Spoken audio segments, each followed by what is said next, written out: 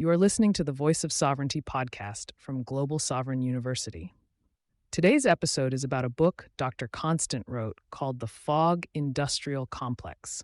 And I want to be direct with you about what it argues, because the argument is not comfortable. The thesis is this: the educational failure of the United States is not an accident. It is not primarily a funding problem, a teacher problem, or a technology problem. It is a design problem, and the design serves specific industries that profit when citizens cannot think clearly. That is the fog. Today, we are going to name the machine that produces it. Every few years, a report confirms what most people already sense. Literacy rates are declining, financial competence is rare among graduates. Critical thinking is almost never taught as a structured discipline. Digital safety is not addressed in most schools before a child holds a device. And civic knowledge, the basic understanding of how the government that governs you actually works, sits at generational lows. When these reports land, the standard response is a call for more money, better teachers, or a curriculum update. I want to offer a different question. If money were the variable, why haven't outcomes improved? The United States spends more per student than almost any developed nation. That spending has been rising in real terms for more than 4 decades.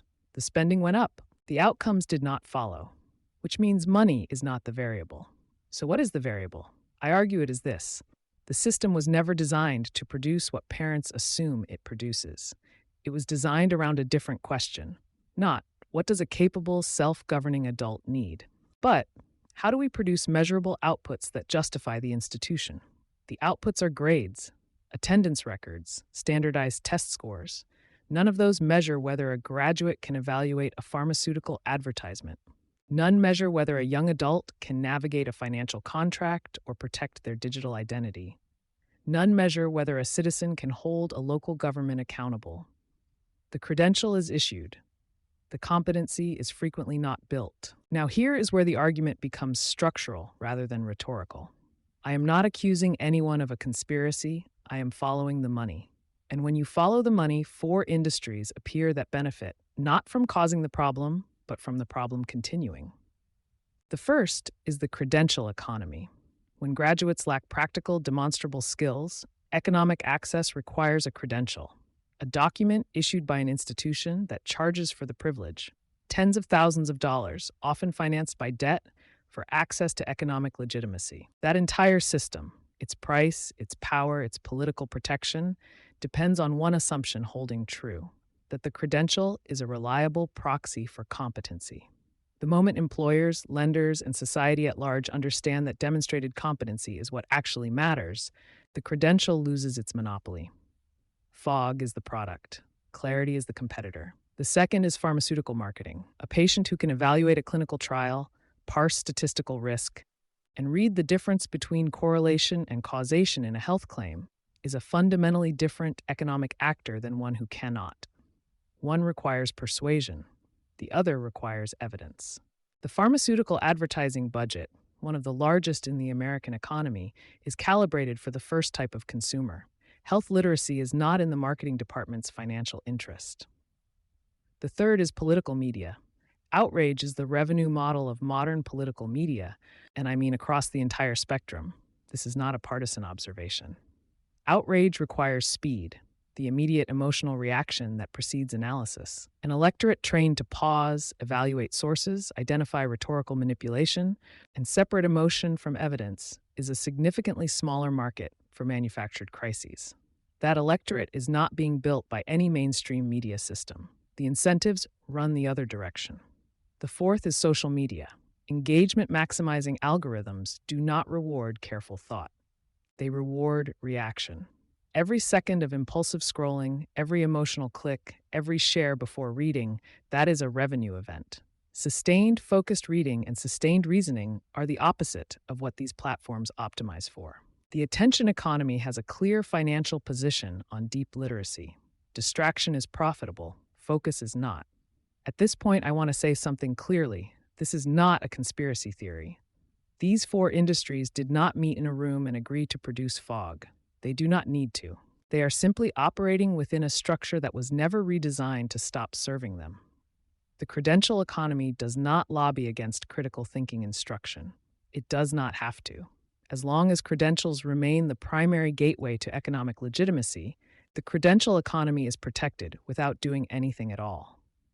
Pharmaceutical companies do not suppress health literacy curricula. They do not need to. As long as patients are not systematically taught to evaluate statistical risk, the marketing machine runs without friction. Nobody at a social media company issued a memo against literacy.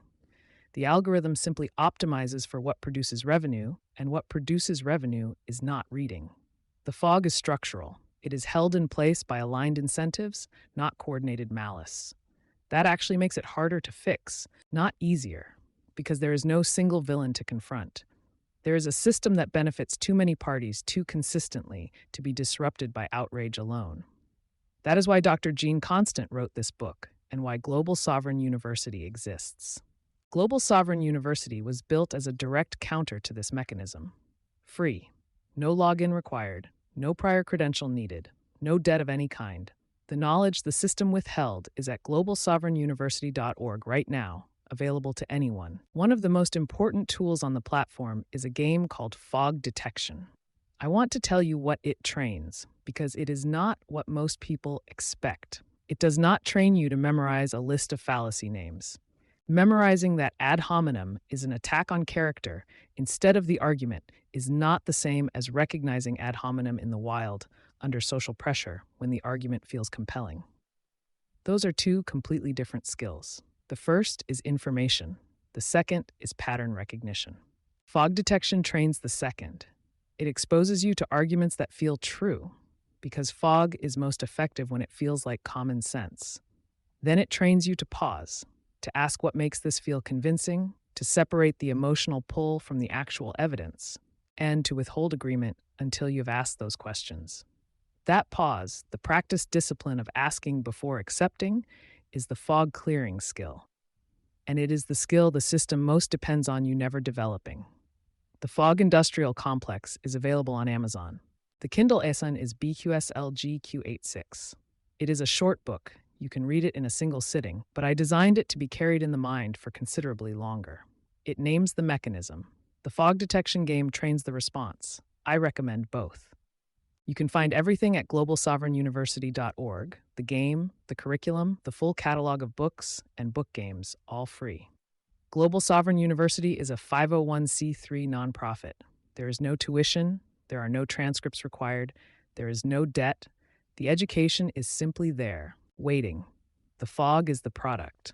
The question is whether you are still in the market. Thank you for being part of the Voice of Sovereignty. The link to the book, the blog article, and the free game are all in the show notes. If this episode was useful to you, share it with someone who is still in the fog.